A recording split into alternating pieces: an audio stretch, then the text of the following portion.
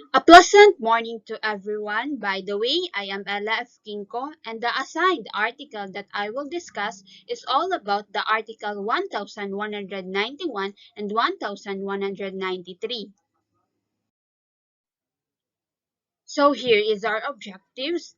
At the end of these lessons, the students will be able to know and understand the Article 1191 and 1193 to differentiate the two articles to make students knowledgeable enough about these articles and to provide examples.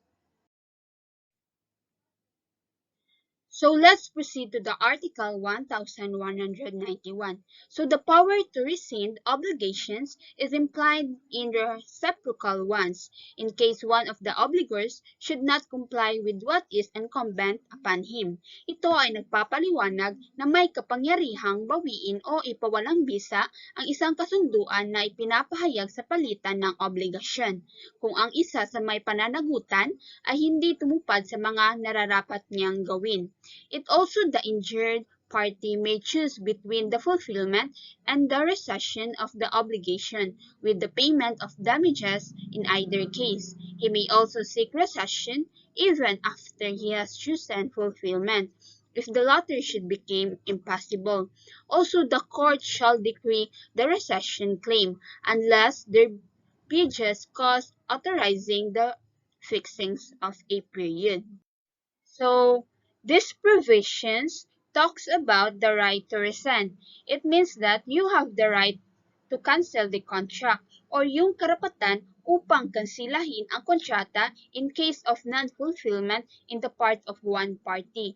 So under the Article 1191, we have here the characteristics of the right to rescind. The first one is it exists only in reciprocal obligations. So question, what is reciprocal obligations? So obligations where two parties are reciprocally obliged to do or to give something.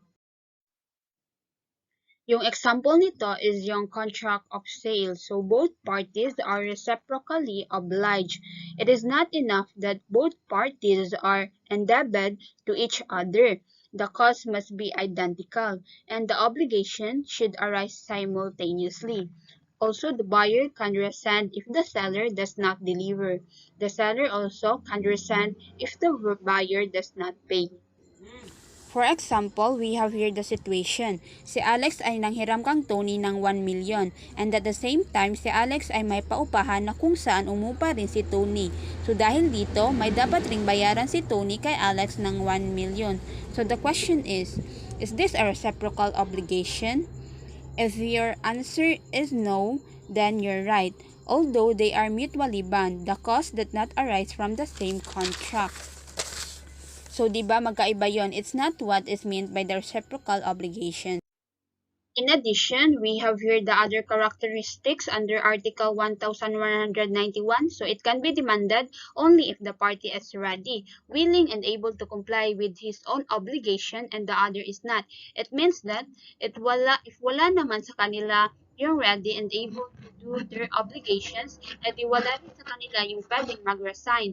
Dapat kung mag-resign ka, ay kakayahan kang i-deliver or i-fulfill yung obligations mo. So, dapat ready ka or able ka. So, number 3, the right to resign is implied. So, there is no need to stipulate the contract. So, the fourth one is the right is not automatic or absolute apply the court for decree of rescission. So, exception to the rule when judicial approval is necessary for possession. So, ano nga ba yung exception na kung saan ang judicial approval ay hindi na kailangan para mag-resign? So, the first one, when the object is not yet delivered.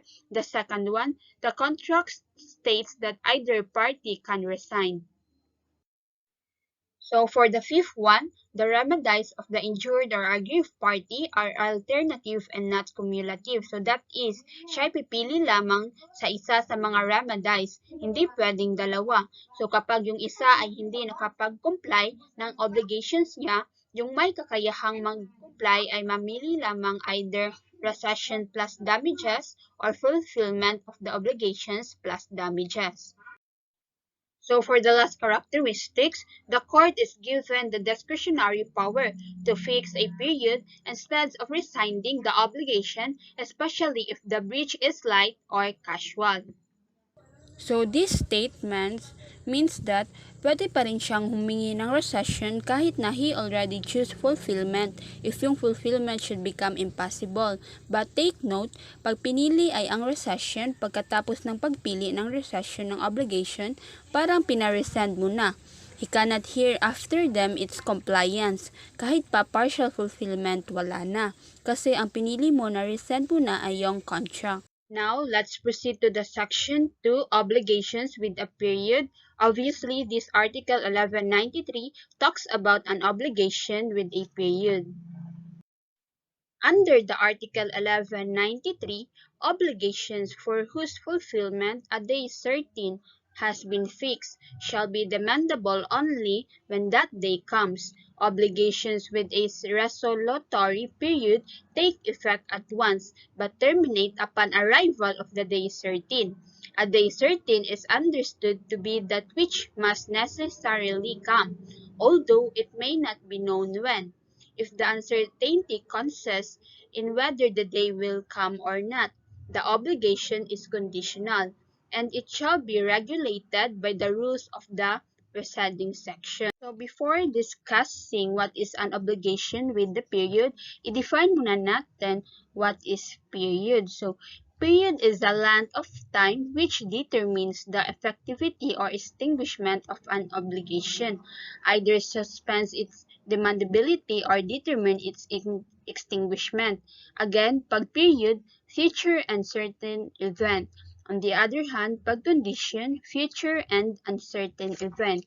We have here also the meaning of obligation with a period. An obligation with a period is one whose effects or consequences are subjected in one way or another to the expiration or arrival of said period or terms.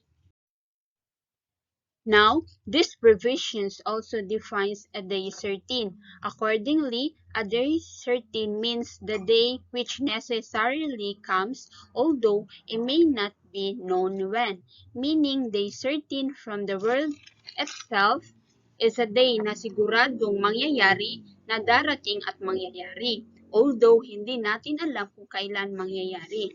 On the other hand, in the obligation is conditional, hindi natin alam kung mangyayari ba o hindi. Kay period, mangyayari siya, hindi lang natin alam kung kailan. Now, let's proceed. Accordingly, there are also different kinds of period. It is classified according to source. The first one is legal period, meaning the period is fixed by law. The conventional or voluntary period, it's fixed by the parties. The third one is the judicial period, if it's fixed by the court. Accordingly, it can also classified as the effect. So suspensive period. So this period, when it suspends the demand ability of an obligation upon the arrival of that period. For example, I will give you a car on December 25, 2020. So, di ba, it suspend the effectivity dito sa December 25 pa ibibigay yung car. Sinuspend up to December 25. On the other hand, it also classified as a resolutory period if the performance must be terminated or extinguished upon the arrival of that period.